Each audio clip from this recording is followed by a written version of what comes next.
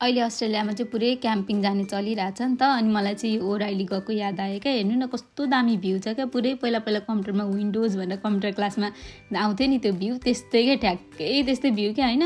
अन्त चाहिँ यो बाटो चाहिँ अलिकति कस्तो छ भन्दाखेरि कन्ट्री साइडमा हिँडे जस्तो छ क्या, जङ्गलभित्र पुरै सफारी गरे जस्तो जाँदाखेरि होइन। एकदम राम्रो छ, तर अलिकति आफू चाहिँ अलिकति राम्ररी ड्राइभ गर्न जान्नुपर्ने हुन्छ होइन यसको लागि। अनि यहाँ चाहिँ धेरै एक्टिभिटिजहरू छ क्या। हेर्नु न बास्तोस पुरै माथि माथि माथि चढिरहेको बाँदर जस्तो गरेर।